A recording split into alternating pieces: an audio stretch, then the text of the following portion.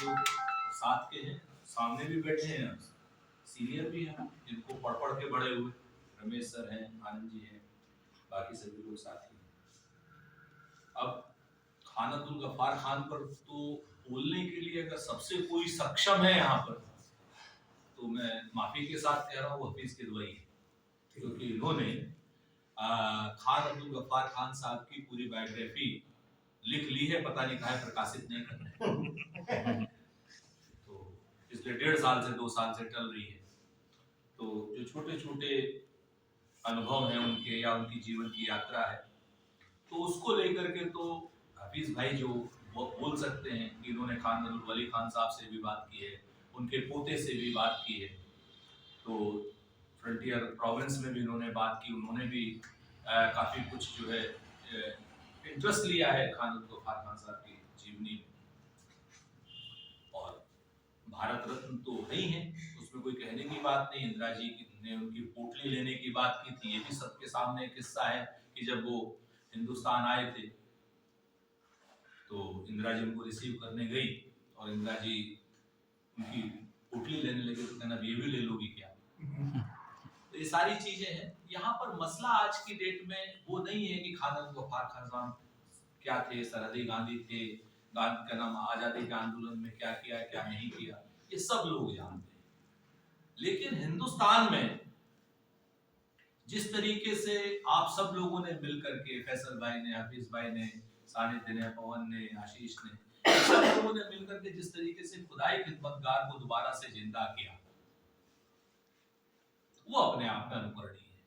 चाहे वो राजस्थान में भी गया था मैं, तो महिपाल थे वहां पर, तमिलनाडु में पांडिचेरी में वो क्या नाम है उनका, इनामुल हैं, दिल्ली में हम सब लोगों के बड़े भी हैं, उम्र में भले ही छोटे हों लेकिन काम बहुत बड़ा है फैजल भाई का, वो सब हैं। तो जिस तरीके से आप लोग खुदाई खिदमतगार को जिंदा कर रहे हैं, वो अपने आप में अनुकरणीय है।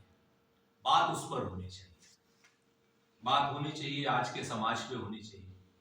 आज की डेट में गफ्फार साहब की जीवनी से हम लोग क्या ले सकते हैं, खुदाई खिदमतगार उन्होंने क्यों शुरू किया था,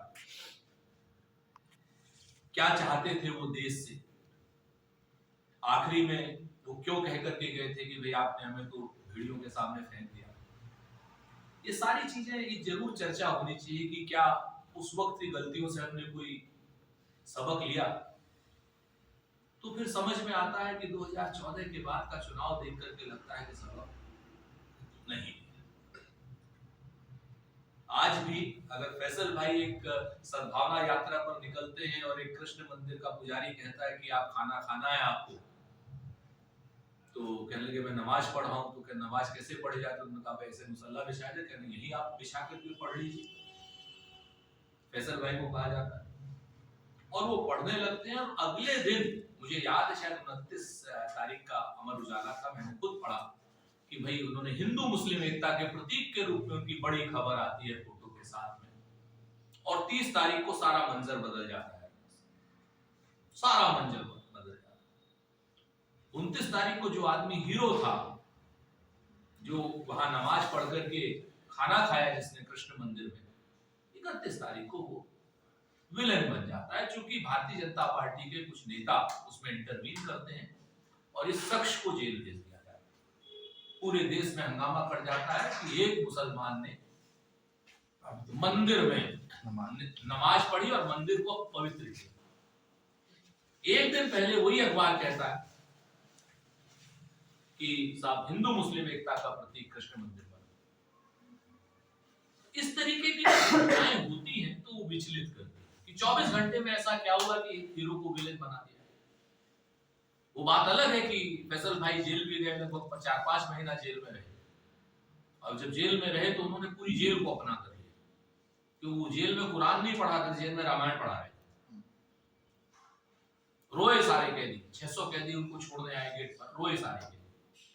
वो अपनी जगह पर है कि ग्राउंड फोर्स से जो थी वो वहां दिक्कत नहीं थी, लेकिन जिस तरीके से एक पर्टिकुलर एजेंडा चलाया जा रहा है, और एजेंडा में खाली हम लोग बात ना करें एक तरफ की, हम लोग दोनों तरफ के कट्टरपंथी बात, संघ की भी बात करें और साथ साथ मुसंघ की भी बात।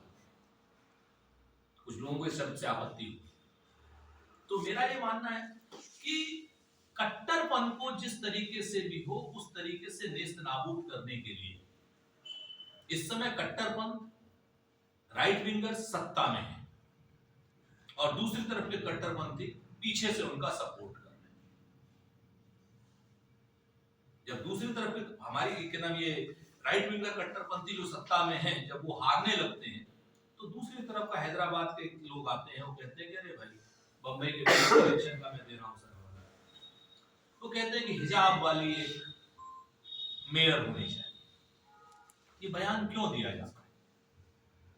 कोई जरूरत तो है नहीं। हमारा देश में तो नल नील कोल आदिवासी महिला नौजवान किसान हिंदू मुसलमान सिख ईसाई सब है, कोई भी बन सकता है, मेयर भी, राष्ट्रपति भी, प्रधानमंत्री भी, ऑल सिटीजन होना चाहिए।